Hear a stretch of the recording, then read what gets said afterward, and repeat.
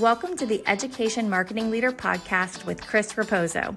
If you're looking to dive into the latest industry insights, draw inspiration from education success stories, or just want to sharpen your marketing skills, you're in the right place.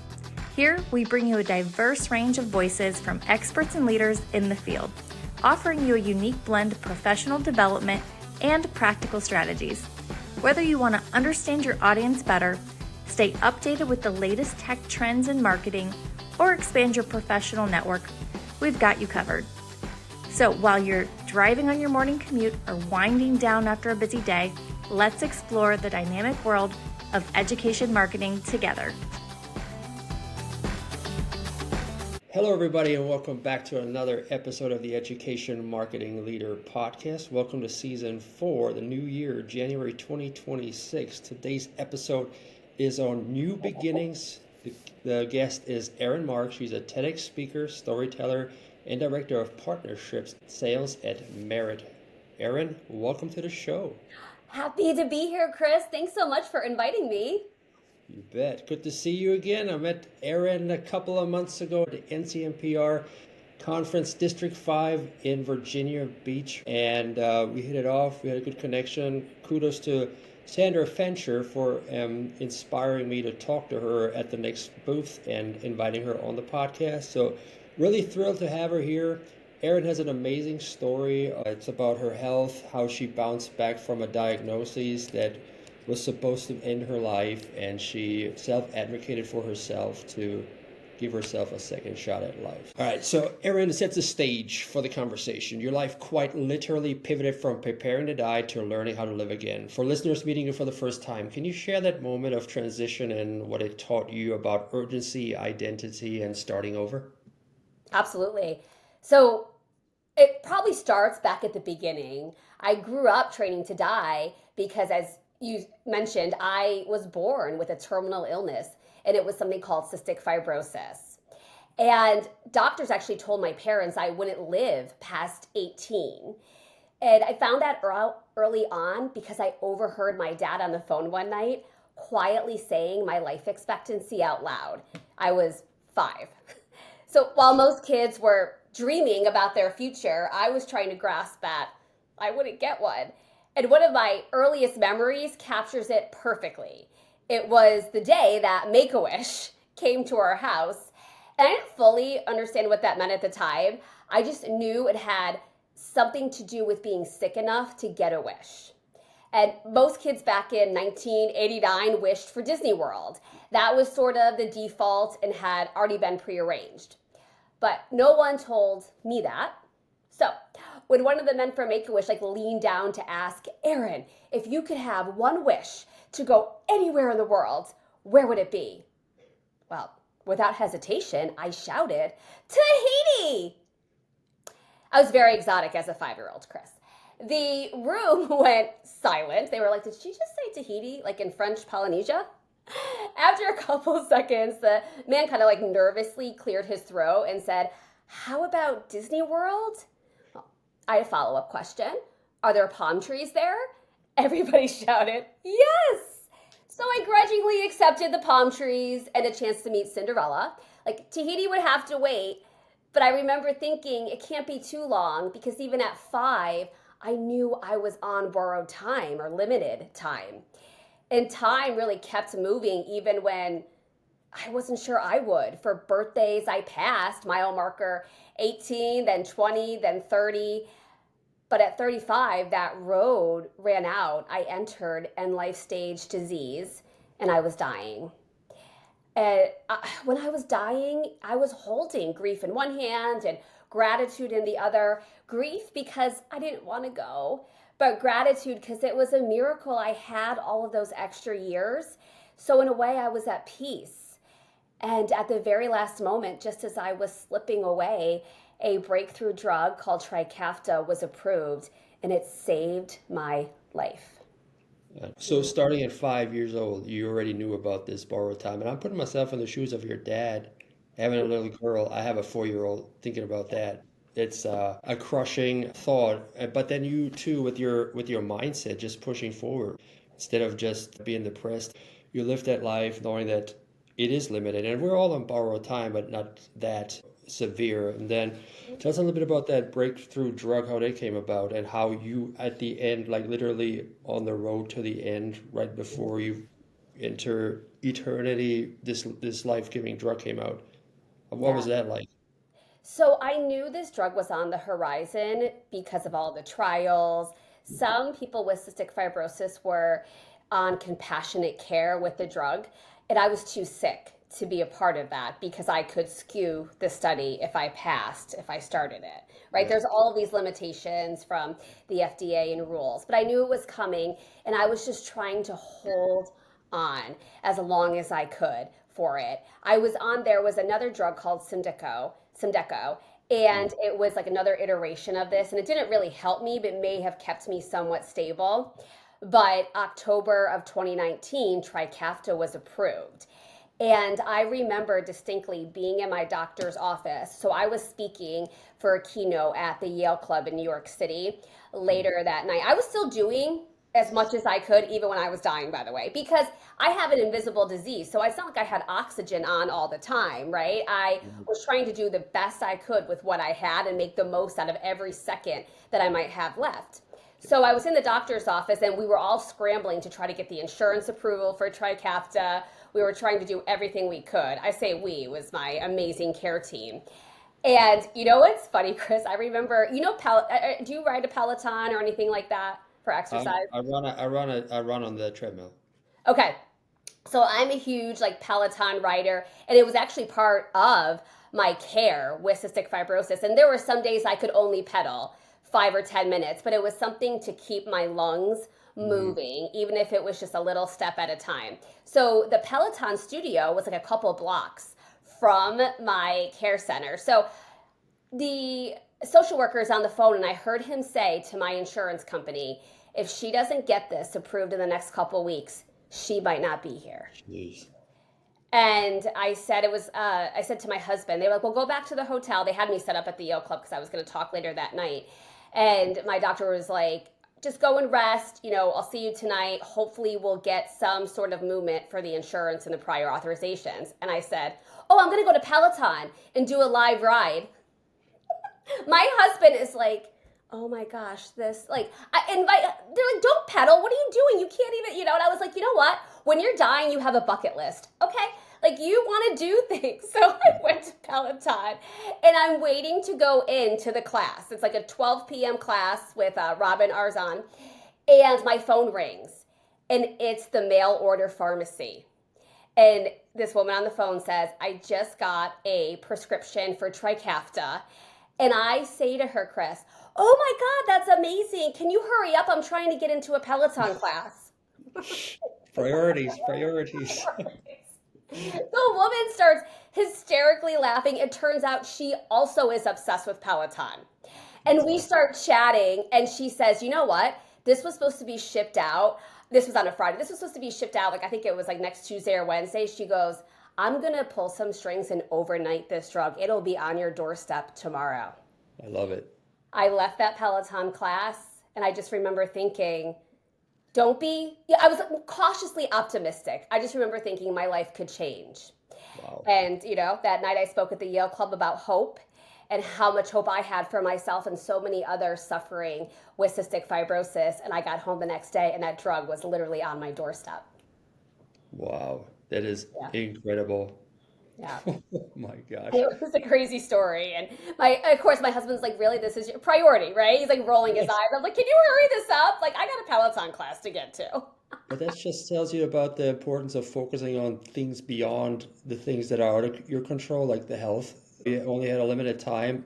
Some people may get stuck on there, get in a ditch, and then that accelerates that dying process. But psychology talks about joy and hope and having that in your mind. That'll help you go beyond what the doctors say is possible. So that's a real testament there. I've seen you walk the floor on a conference. There's definitely something different about you. You can just feel it in your energy and in your spirit. So Oh, you are a light to the environment that you are around. So we're all really happy that you're still here and inspiring us. And I'm so grateful that you're on this podcast as well to share about it a little bit. And give some hope to the listeners as well, because you described the years after your breakthrough treatment as your bonus years.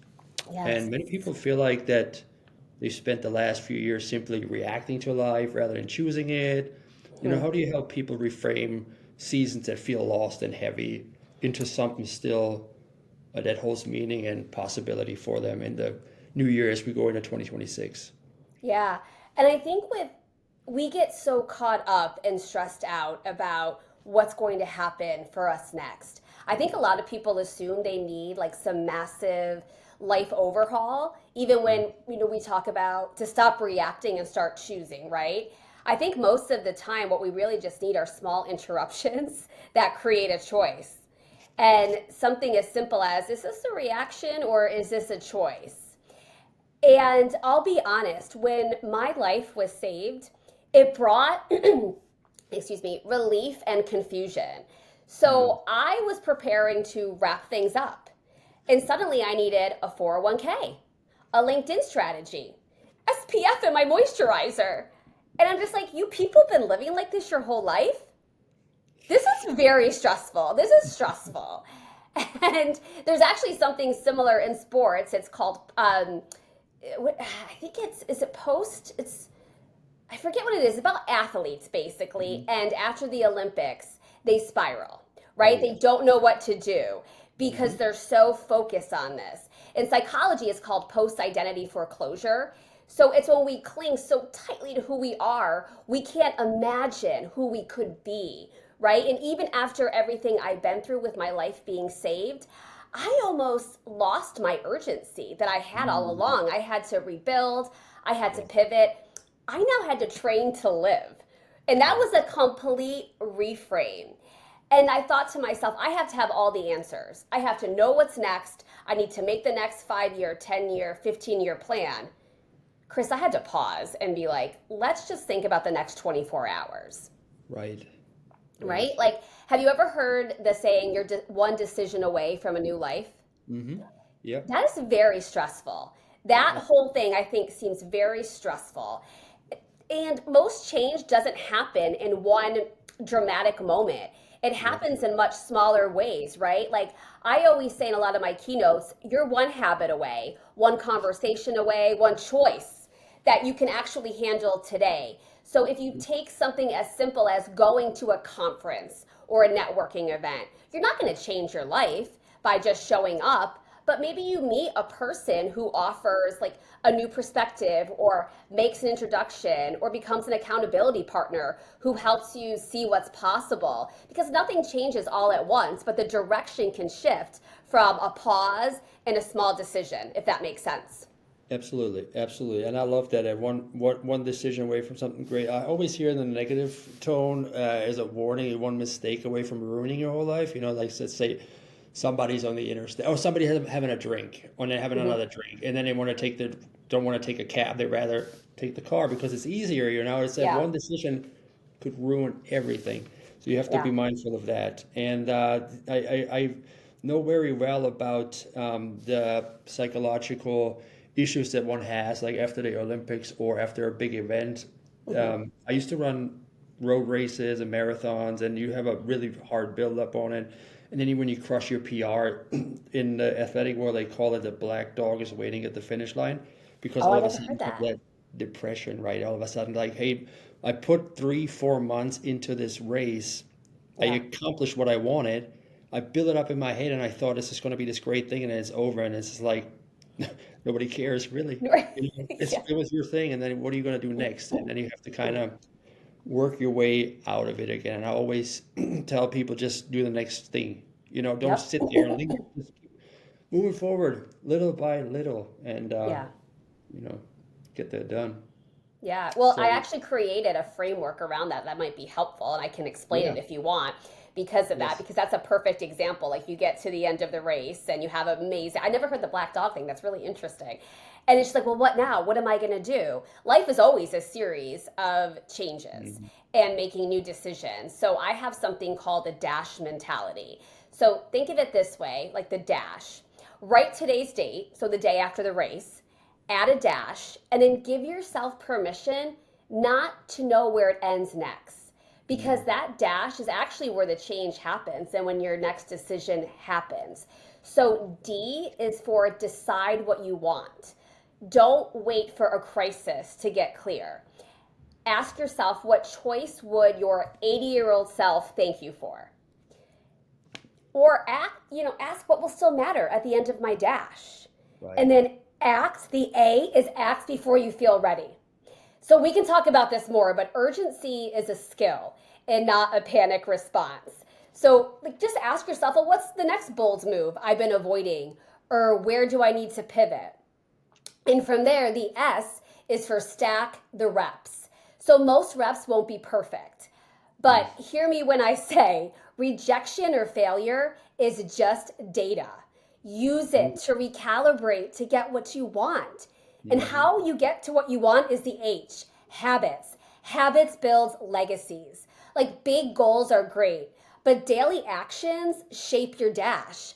Tiny shifts create big ripple effects, and put those in place because your dash is already happening, right? And I think the biggest risk isn't failure, it's regret, but it's just pausing enough to say, let me reset and then let me dash. And I don't mean dash fast, right? But dash slowly. People want to have all of this transformation but in their comfort zone. That's kind of an oxymoron, right? So you need to figure out exactly what you want and then just make small plans one by one. Yeah, that's a great framework there. I love that. I'm definitely going to share that with the audience in a short form video clip. But yeah, I like the failure, looking at failure as opportunities to learn from. Recently, the last months, I had a string of failures. I made the wrong decisions. For example, our flight got canceled coming out of Tampa, going back to Atlanta.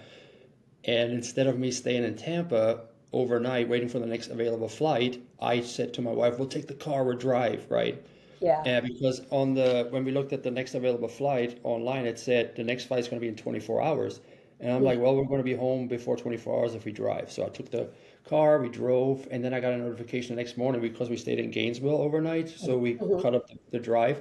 And I got a notification that our flight's going to leave at 9:30 in the morning. I was like, dang it, I made the wrong decision, right? But I was like, I felt like I failed my family in that instant.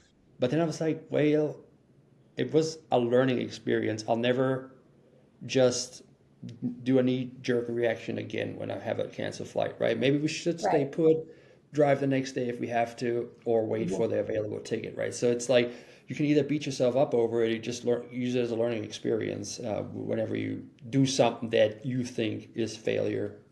Right. And it's almost like expect failure, right? I think if you expect failure, you don't feel so bad when it happens, as weird as that sounds. Right. And it's funny with the flight because it was your first thought, right? To be like, oh my gosh, I got to fix this right now. Right. And what I've learned is the power is actually in the second thought. But you don't get to the second thought until you pause and breathe. You almost calm down your fight or flight, right? People talk about the amygdala, right? That's oh my gosh, something's wrong. And you can't even get to your prefrontal cortex way of thinking at that point because you're so alarmed at what is going on in the moment. And it's just biology. We think about, I think it's something like 60,000 thoughts a day, and 80% of them are negative. So that is just an example of that decision making, right? That you had with your family and the flight, because it can be something small or it can be something big. But again, it's that constant resetting. But I don't think life lets us do that because we just want to fix things right away. Yeah. That is so true. And I think there's a quote about a man becomes what he thinks about all day. And if we constantly figure or focus on the negative, we'll somehow attract that into our life. So yeah, definitely stop, reflect, breathe, seek counsel too. I mean, I have my wife with me, but I saw the kids being all bent out of shape about the flight. I was like, just get out of here. Let's get out of the airport. Let's fix it. Let's figure it out. Right. Yeah. But next time I'm going to take a breath and, look for that second thought. But so we talked a little bit about you having to rebuild your sense of self after your health pivot. And there's a lot of people out there that may have been recently laid off. We see it on LinkedIn all the time, or they're just COVID happened, that what once seemed like the right thing for them to do, they want to have a pivot in the career, but they feel lost. Where to begin? For someone who feels like the version of themselves that once worked doesn't work anymore, where do you suggest that they begin? I think you need to pivot before anything is technically wrong or you're forced to. So I heard this from an NYU professor on a podcast once. I think she has one. Her name's Susie Welch. But it really stuck with me. She talked about the danger of a B plus life. Like nothing's bad enough to force you to change, but nothing's good enough to feel fully alive either. And I think a lot of us confuse safety with fulfillment. We stay in roles or relationships because they're not bad, even when they're no longer meaningful. And over time, safety starts to kind of really crowd out purpose. So you do things like you trade growth for predictability. And it happens so quietly, by the way, that you don't even notice it. So what I see is people assuming they have more time than they actually do. So they wait for something big to force a reevaluation, like COVID, a diagnosis, a loss, a layoff, something dramatic that finally gives them permission to ask hard questions. But I grew up asking hard questions all the time, and I'm proof that you don't need a crisis to do that. If you're just honest with yourself about what you want, you can start making small adjustments. Remember, when we were talking earlier, it's like you're not a decision away from a new life, and you can do adjustments little by little before life forces you to do it. And I think mentally, physically, and emotionally, you're going to be in a much better position. I always say, or I learned before, when it comes to these decisions of moving on from a job or a career, you either learn or you earn, and if you don't do any of that, it's probably time to go Yeah. and look for Oh, I love something else. that. Let's say there's something we were talking about higher ed marketers here, and some of the subtle signs that might be time for a change, of course, even if something doesn't seem technically wrong. Some people, they just maybe like, hey, this feels safe. I'm going to have a job. I'm going to be able to pour into my 401k, and in 20 years, I'm going to Yeah. retire to live my life. But that's a waste. Yeah. I feel like. Yeah. Yeah. I think it's just reevaluating and taking an audit of yourself every year or every 6 months. Just it doesn't have to be some big overhaul either, right? I think it's just creating like, hey, check back in with yourself. You're a different person. And even in different parts of your career in 2, 5, 10 years since you've been doing the same thing. And I think it's just like auditing, hey, is this still fulfilling me? Like, yes, I want the safety. Everybody has to have insurance. They need to pay their mortgage, right? There are things that need to be done. We're adults. We have to be responsible, unless you're going to win the Powerball, which actually would be amazing. But that's just not realistic. So I think it's just taking small audits and know when something feels off. A lot of times your body knows before your mind knows. So I think if it's like these things that you once enjoyed doing, even at work, say, you're going to all these conferences as a higher ed marketer and you loved doing that. You loved connecting with people and you loved leading sessions. But now you're kind of like dreading putting together this session, for an example. Well, you know what? Maybe that's just not your thing anymore, is presenting. Maybe it's to just be a mentor to other people who are going to those conferences the first time, or mentoring people at work. Like, you don't have to change your job, but you could change maybe how you approach the normal parts of your job that you've always done. Does that make sense? Yeah, yeah. So let's say we have this persona that we build around us, and we're like known for that one thing, right? Everybody's trying to say, oh, Chris is that and this, and Erin is the motivational speaker. But sometimes we have this self-identity, and then when we have to switch that identity, it's really, really hard, because we feel like that's us. Like the job is us. The job is our identity. But that's not true. We're more than our jobs. Like, how do you get rid of that feeling? That's a good question. You know what I think it is? I think it's by storytelling and staying authentic. So I think for me, like, storytelling is really important for what I do, because I'm including my struggles and even the darkest moments. And by being honest about how I've turned even my pain into something meaningful, it sticks with others. It's a way that I communicate. And you don't have to have cystic fibrosis, be living with a diagnosis to relate, right? Like we've all had moments in our career or our life that mark a before and after that shake who we are as a person, a teammate, a leader, right? Like we survive the hard part, or we're just in a different season and we ask, now what, right? Because we're also all dealing with something quietly, caregiving, grief, burnout, but we're still getting up every day and trying our best. And I think the courage to share really who we are, our struggles, it actually creates stronger bonds around us. And I think that's the way people relate to us. So it's not such a big surprise when we want to go into a different direction or we want to try something new because we're sharing a part of ourselves. And I'm not saying you have to share your deepest, darkest secrets. Okay, it's not that. You don't have to do that. But you can share vocally. It's like what you're looking for in your next chapter or what you're interested in now. And tell a story about why that matters, because I think that's how people connect. So it's not some huge change that you're putting pressure on yourself because you've already shared why you're looking for the next thing. Yeah.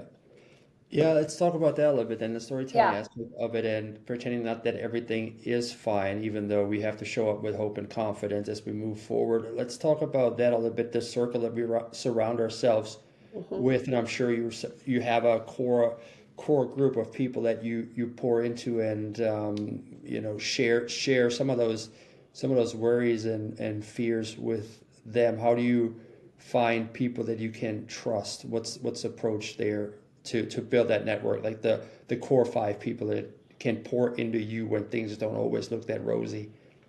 I think it's the people that you feel safest with when you're sharing your hopes, your dreams, your struggles, your bad days, and your good days. I think safety is actually the most important, to feel safe. And also that people who are going to give you the feedback that you need, not that you want. I think that's really important. When I started doing keynote speaking a long time ago, I thought, I don't know what I'm doing. I was just, hey, let's just try it. I have a lot of lessons and a lot of things I think that could help people. And I wanted to do that because I think that, again, I wanted to turn my pain into power. But I needed to surround myself with people who gave me feedback on what I was talking about, what I could do better. And it was so helpful because they were giving me ideas and even encouragement that I wasn't even thinking about. And there are also seasons of life for people. You know, they say like you're taking the train, people get on, people get off. We are different than we all were 10 years ago, and we can't expect to be friends or connected to all the same people that we used to. I think don't be afraid to make a new connection and a new friend. You know, send the email, right? Send the LinkedIn connection and ask if you could buy them a cup of coffee, whether it's just for a friendship or a personal or professional connection. I don't know. I think don't be afraid to, I don't want to say change out friends or colleagues, but to meet new people, because you might discover something about yourself by meeting someone else that you wouldn't hanging out with the same 5 people every day. Mm-hmm. Mm-hmm. And don't be afraid to, as harsh as that sounds, shed some of the old friends that Yeah. no longer serve your purpose, because they Yes. can be a hindrance and drag you down, and you may have a new vision and that may be threatening to them, that Yeah. they want to pull you back and keep you where you were to make themselves feel comfortable. Yeah. That's one of those things that I've learned over the years that Mhm. I had to do, which is completely fine. But it's something that's not talked about that much. It's always like, go forth, make new connections, make new friends. But what about the ones that don't have your best interests in mind? Be mindful of that as well. Yeah. And a lot of times the ones that don't have your best interests in mind is coming from their insecurities and Right. not yours. And I think that's hard though, because we want to think the best of people. Sure. But I think that you have to remember that not everybody is going to have your best interests. And that's hard. I think probably for people like you and I who want to lift other people up and want to advocate for people and make sure that people do their best and try to help them along their way. Like I want to always help the next person in line because somebody helped me. Right. But not everybody is like that, unfortunately.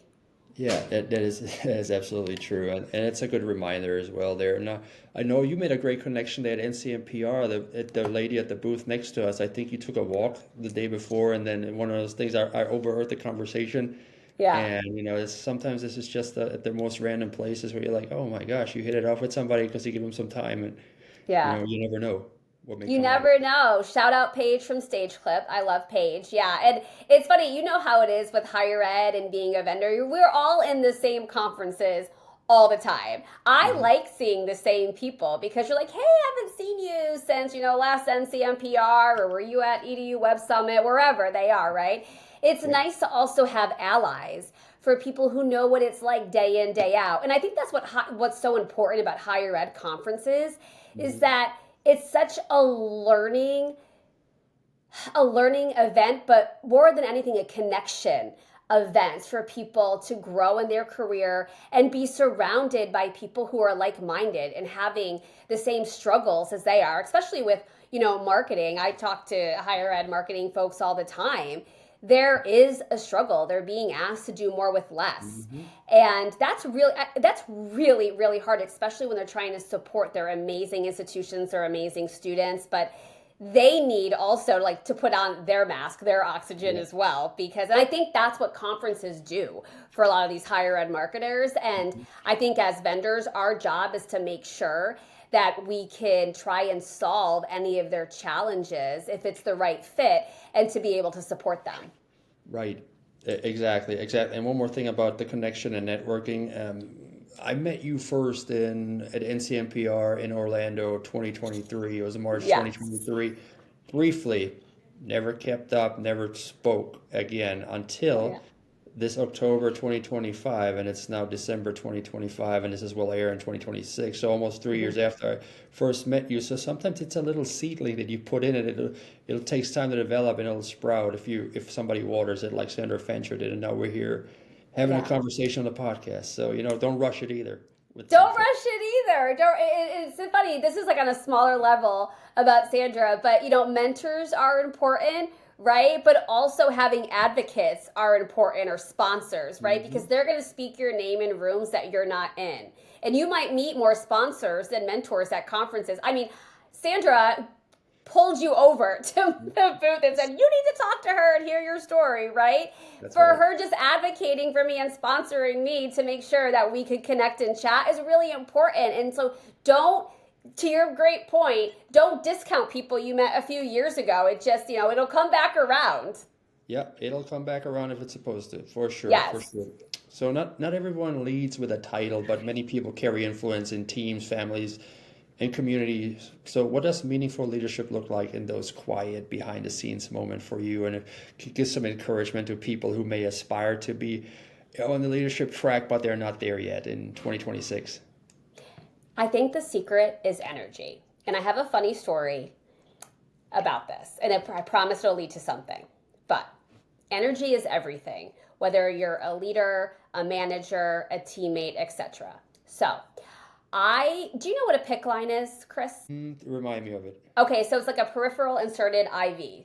And I would always be on IV antibiotics. I have a port now, but by my 40th PICC line, the IR would look like Dateline NBC, the room. Right. It was like awful. It was very painful.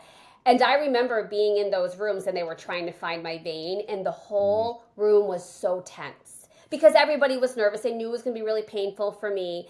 They knew it's going to take a while. And I had a trick that I would start to do to try to cut the tension in the room. And I would say, are you at least going to serve a margarita while you're doing this pick? Everybody would immediately, like, you could tell, it was like, would break down laughing. And the ones who actually kind of played around with, like, well, what do you like? You like spicy? You want salt or no salt? They were the ones who got the pick line in 9 times out of 10 on the very first try. ah, And it was the energy and the calmness, I think, that yeah, it took the pressure off. There was yes. a study that Stony Brook University did where they took sweat pad samples from 2 different people, somebody who skydived for the first time and somebody who just ran on a treadmill. And then, because science is brilliant and unhinged, they had unsuspecting participants smell these sweat pad samples in an fMRI machine. And they noticed the people who smelled the skydiver's sweat, their fear centers in their brain lit up. It was the first study to show that fear is contagious, but so is calm. And that's what leadership, I think, is all about. So when you're going in to run a meeting, right, when you're going into an office to chat with somebody, take that pause that we've been talking about so you can bring the energy into the room, because your team is going to feel it before you even start talking. And I think that constant reset and the energy that we bring into situations is going to make you a better leader. Absolutely. Absolutely. I love that. Yeah, it's all about energy. It's all about energy, and because people feed off of that energy, whether it's positive or negative. For sure. Erin, this was a great conversation. Here, one more thing before we kick off the new year, the new season of this podcast. Many listeners are longing for encouragement. This whole episode was encouraging to me. If you could leave the listeners with one more truth or mindset to carry into the new chapter, what would it be? I think what I want people to carry into this next chapter is that you don't have to do everything this year. You just have to keep moving in the right direction. This is the time of the year we put so much pressure on ourselves. New goals, new resolutions. They want to be this new version of themselves. And suddenly it feels like we don't fix everything in the next 12 months. We're behind. I don't believe success is a goal you hit. It's a byproduct of showing up consistently, right? Adapting as life changes. And you're allowed to change, and so are your goals this year, no matter what you started with. And it's all about habits. So just create some habits instead of goals. And if I could share one of my most impactful, easy habits to kind of start every day, I'll challenge your listeners to do it too. So on one of my sickest nights, when I wasn't sure if I was going to make it to morning, it was very, very scary. I remember I changed the name in the hospital on my iPhone alarm because I wanted to wake up a little bit before my next round of IVs came so I could have a cracker.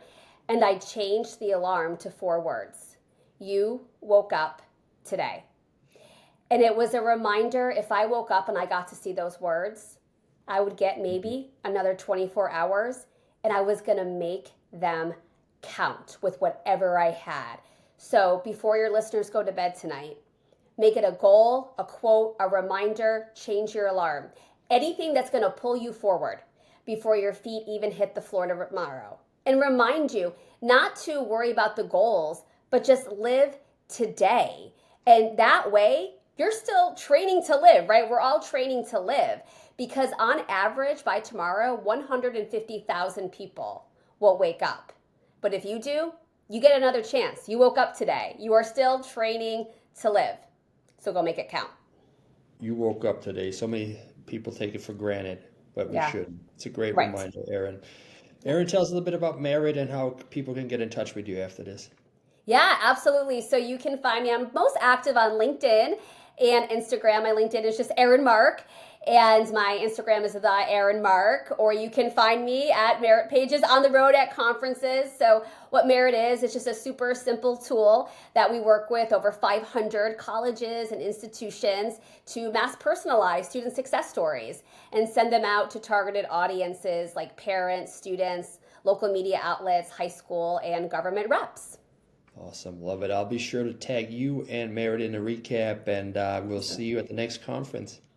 I can't wait. I'm very excited. I'll see you soon. Thanks, Chris. See you then. Take care, my friend. Okay, you too. Bye, everybody.